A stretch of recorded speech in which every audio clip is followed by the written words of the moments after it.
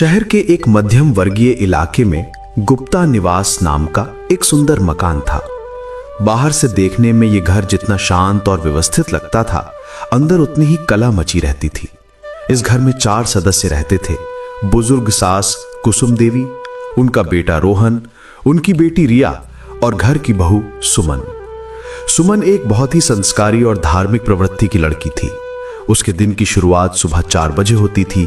स्नान करने के बाद वह सबसे पहले घर के मंदिर में जाती और अपने आराध्य खाटू श्याम जी की तस्वीर के सामने जोत जलाती। उसकी आंखों में एक अलग ही चमक होती थी जब वो कहती, हे मेरे श्याम बाबा, मुझे शक्ति देना कि मैं अपने परिवार को खुश रख सकूं और हर परीक्षा में सफल हो सकूं। दूसरी तरफ उसकी सास कुसुम देवी का स्वभाव बहुत ही कड़क और शक्की था।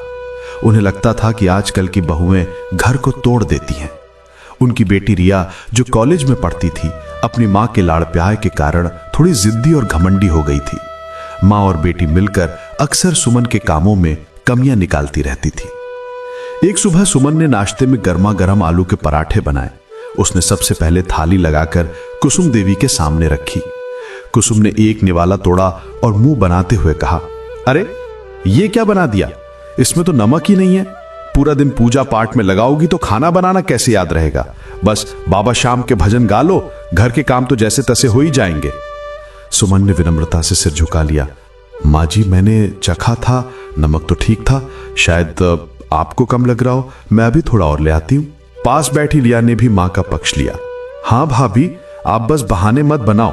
कल मेरी नीले वाली कुर्ती भी आपने ठीक से इस्त्री नहीं की थी। मां सही कहती हैं, आपका ध्यान घर में कम और उस खाटू वाले मंदिर में ज्यादा रहता है। रोहन चुपचाप नाश्ता कर रहा था। वो जानता था कि सुमन की कोई गलती नहीं है, लेकिन मां और बहन के सामने बोलने की उसकी हिम्मत नहीं होती थी। वो बस इतना ही कह पाया, मां, खाना अच्छा बना है, क्यों बेकार में सुबह सुबह डांट रही हो? तू तो चुप ही रह, जोरू का गुलाम। कुसुम देवी ने तंज कसा। सुमन चुपचाप रसोई में चली गई। उसकी आंखों में आंसू थे, लेकिन जबान पर शिकायत नहीं। उसने रसोई में रखे श्याम बाबा के छोटे से स्वरूप यानी स्टिकर को देखा और मन ही मन बोली, बाबा, आप सब देख रहे हैं ना, बस मुझे टूटकर बिखरने मत देना। समय बीतता गया। फाल्गुन का महीना आने वाला था। हर तरफ जय श्री श्याम के जयकारे गूंज रहे थे। सुमन ने मन ही मन तय किया कि इस बार वो 11 यानी एकादशी का निर्जला व्रत रखेगी और पास के मंदिर में कीर्तन के लिए जाएगी। एकादशी की सुबह सुमन ने घर का सारा काम जल्दी निपटा लिया। उसने कुसुम देवी से कहा, माँ जी, आज 11 है, मैंने सबका खाना बना दिया है, घर की सफाई भी हो गई है। क्या मैं 2 घंटे के लिए पास वाले मंदिर में कीर्तन सुनने जा सकती हूँ? कुसुम देवी की भ्रिकुटी तन गई। कीर्तन? और घर के बाकी काम कौन करेगा? रिया की शादी के लिए लड़के वाले अगले हफ्ते आने वाले हैं। घर की जाले कौन साफ करेगा? अलमारियां कौन जमाएगा? और हाँ, आज हमें अचार भी डालना है। सुमन ने विनम्रता से सिर झुका लिया। माँ जी, मैंने चखा था, बाकी सब मैं आके कर लूंगी, बस थोड़ा समय दे दीजिए। पास बैठी रिया ने भी माँ का पक्ष लिया। हाँ भाभी, आप बस बहाने मत बनाओ। कल मेरी नीली वाली कुर्ती भी आपने ठीक से इस्त्री नहीं की थी। मां सही कहती हैं, आपका ध्यान घर में कम और उस खाटू वाले मंदिर में ज्यादा रहता है। कुसुम देवी ने कड़े स्वर में कहा, ठीक है, जा, लेकिन याद रखना, अगर शाम तक घर का कोना कोना नहीं चमका तो अगली बार से तेरा मंदिर जाना बंद। सुमन खुश हो गई। उसे काम की चिंता नहीं थी, उसे बस अपने श्याम प्यारे के दर्शन की लालसा थी। वो मंदिर गई। वहां का माहौल दिव्य था। कीर्तन की है रात, बाबा आज थाने आड़ो है भजन चल रहा था। सुमन ने अपने सुधबुध खोकर बाबा के चरणों में ध्यान लगाया। उसने प्रार्थना की, बाबा, मेरी ननद रिया की शादी में बहुत अड़चने आ रही हैं, आप तो लख दातार हैं, उसकी झोली भी खुशियों से भर दीजिए। मेरी सास और ननद मुझे समझ सकें, ऐसा चमत्कार कीजिए। कीर्तन से लौटते वक्त सुमन को थोड़ी देर हो गई। घर पहुंचते ही उसने देखा कि कुसुम देवी दरवाजे पर ही खड़ी थी। आ गई महारानी, समय देखा है, 5 बज रहे हैं, अचार की कैरी अभी तक कटी नहीं है। सुमन ने बिना कोई जवाब दिए अपने अच्छे कपड़े बदले और काम में जुट गई। उसने बिना कुछ खाए पिए, क्योंकि उसका निर्जला व्रत था, पूरे घर की सफाई की, जाले हटाए और रात तक आचार भी डलवा दिया। रात को जब वो अपने कमरे में गई तो उसका शरीर टूट रहा था। रोहन ने उसके पैर दबाते हुए कहा, सुमन, तुम इतना क्यों सहती हो? मां को बता क्यों नहीं देती कि तुम्हारा निर्जला व्रत है? सुमन मुस्कुराई। रोहन, ये मेरा और मेरे श्याम का रिश्ता है। मैं शिकायत करके अपनी भक्ति कम नहीं करना चाहती, और माँ जी तो बुजुर्ग हैं, उनका स्वभाव अब नहीं बदलेगा, पर मेरा विश्वास कहता है कि एक दिन बाबा श्याम सब ठीक कर देंगे। एक सप्ताह बाद रिया के लिए लड़के वाले देखने आए। लड़का सरकारी नौकरी में था और परिवार भी अच्छा था। सब कुछ ठीक चल रहा था। बात पक्की होने ही वाली थी कि लड़के की मां ने कहा, हमें लड़की तो पसंद है, लेकिन हमने सुना है कि आपकी बहू के सितारे थोड़े भारी हैं। हमारे पंडित जी कह रहे थे कि इस घर में कुछ दोष है। ये बात कहां से उड़ी किसी को पता नहीं था, लेकिन कुसुम देवी का पारा चढ़ गया। लड़के वालों के जाने के बाद उन्होंने सारा गुस्सा सुमन पर निकाल दिया। सुना तूने, तेरे मनहूस कदमों की वजह से मेरी बेटी की शादी में बाधा आ रही है। जब से तू इस घर में आई है कभी शांति नहीं मिली। अब अगर ये रिश्ता टूटा तो मैं तुझे कभी माफ नहीं करूंगी। सुमन रोती रही। उसका क्या कसूर था? वो तो दिन रात सबकी सेवा करती थी। कुछ दिनों बाद घर में एक और घटना घटी। रिया की शादी के लिए कुसुम देवी ने कुछ गहने बैंक के लॉकर से निकलवाकर घर की अलमारी में रखे थे। एक दिन अचानक शोर मचा कि एक सोने का कंगन गायब है। कुसुम देवी ने पूरा घर सिर पर उठा लिया। मेरा कंगन कहां गया? अभी तो यहीं रखा था। रिया ने तुरंत उंगली उठाई। मां, कल भाभी मेरे कमरे में सफाई करने आई थी। मैंने देखा था वो अलमारी के पास कुछ कर रही थी। सुमन सन रह गई। रिया, तुम ये क्या कह रही हो? मैं तुम्हारी भाभी हूं, मैं ऐसा क्यों करूंगी? कुसुम देवी ने सुमन का हाथ पकड़कर उसे खींचा। तू गरीब घर से आई है ना, तेरी नीयत खराब हो गई होगी। बता कहां है कंगन, वरना मैं पुलिस को बुलाऊंगी। सुमन ने रोते हुए बाबा श्याम की तस्वीर की ओर देखा। बाबा, ये कैसी परीक्षा है? मैंने आज तक पराया धन तो क्या किसी का बुरा भी नहीं सोचा। मेरी लाज रखो मेरे श्याम। रोहन ने बीच बचाव करने की कोशिश की, लेकिन कुसुम देवी सुनने को तैयार नहीं थी। उन्होंने सुमन के कमरे की तलाशी लेना शुरू कर दिया। सुमन के कपड़ों, उसके छोटे से मंदिर, हर जगह को बिखेर दिया गया। तभी घर की पुरानी नौकरानी कमला काकी आई। उसने माहौल देखा और बोली, मालकिन क्या ढूंढ रही हैं? मेरा सोने का कंगन चोरी हो गया है और मुझे पता है इसी ने लिया है। कमला काकी ने माथा ठोका। अरे मालकिन, आप भी क्या गजब करती हैं। कल ही आपने तो वो कंगन उस पुराने संदूक में रखा था, ये कहकर कि इसकी पॉलिश करवानी है। भूल गई क्या? कुसुम देवी ठठक गई। उन्हें याद आया कि हां, उन्होंने ही वो कंगन वहां रखा था। वो चुपचाप संदूक की तरफ गई और कंगन वहां मिल गया। कमरे में सन्नाटा छा गया। सुमन अपनी जगह पर खड़ी खड़ी आंसू बहा रही थी। रिया ने धीरे से कहा, मां, मिल गया क्या? कुसुम देवी शर्मिंदा थी, लेकिन उनका अहंकार उन्हें माफी मांगने से रोक रहा था। उन्होंने रूखे स्वर में कहा, चलो मिल गया, आगे से ध्यान रखना, चीजें इधर उधर मत किया करो। सुमन ने अपने आंसू पोंछे और मन में कहा, धन्यवाद बाबा, आपने मुझे कलंकित होने से बचा लिया, लेकिन इनका दिल कब पिघलेगा। उस घटना के बाद घर में एक अजीब सा तनाव रहने लगा। रिया की शादी पक्की तो हो गई थी, लेकिन लड़के वालों की तरफ से बार बार नई मांगे आ रही थी। कभी वो शादी की तारीख आगे बढ़ा देते तो कभी कुछ और अड़चन डालते। कुसुम देवी बहुत परेशान थी।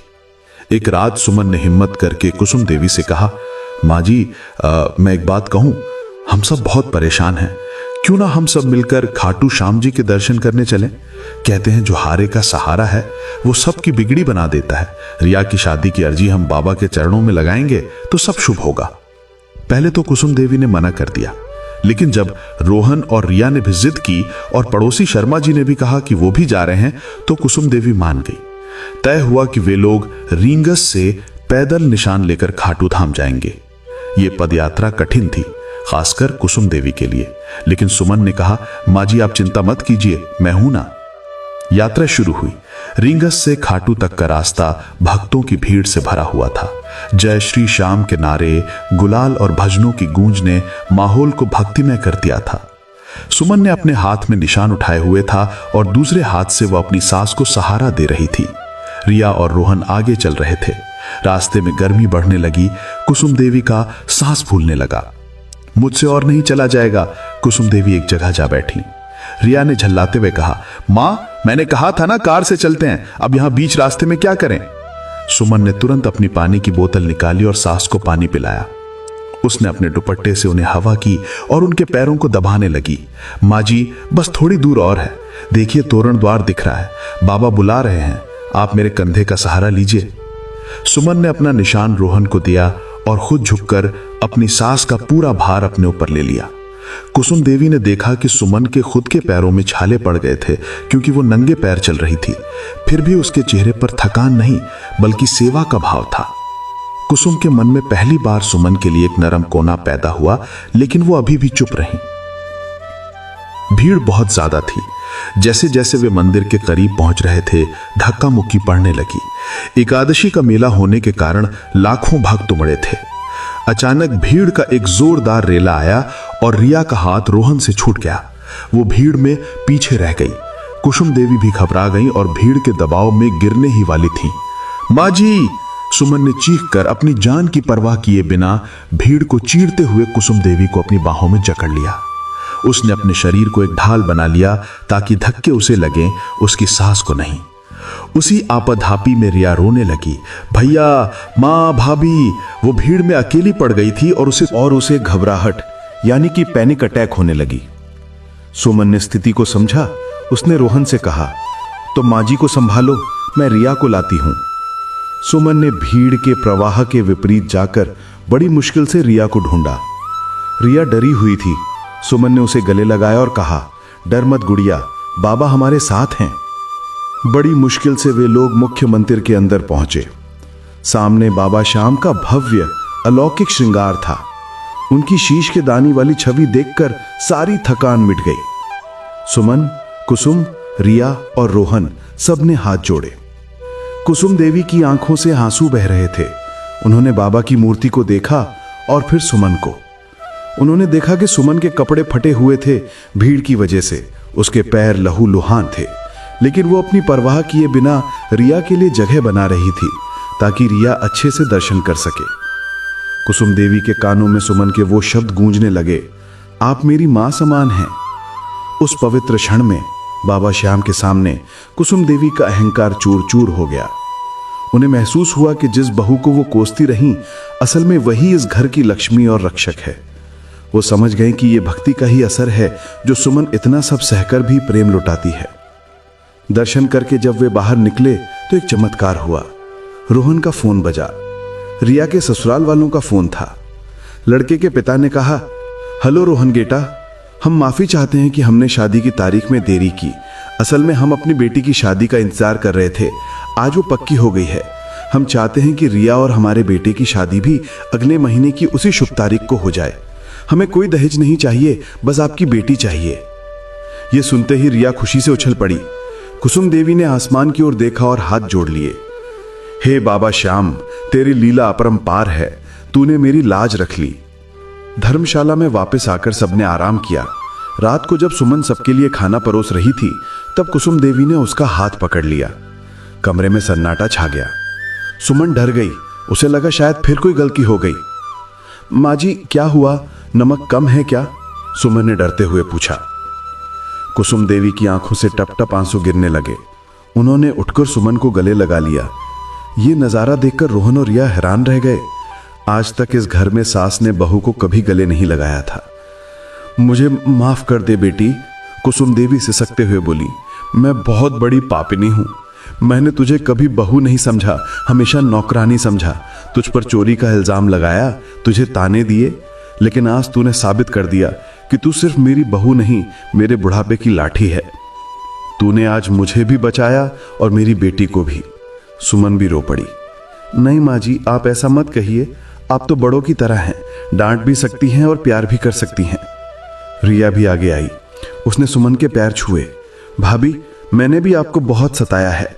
मैं अपनी माँ की बातों में आकर आपको बुरा समझती थी, लेकिन आज जब भीड़ में मैं अकेली थी तो आप ही मुझे बचाने आई थी। आप सच में देवी हो। सुमन ने रिया को उठाया और गले लगाया।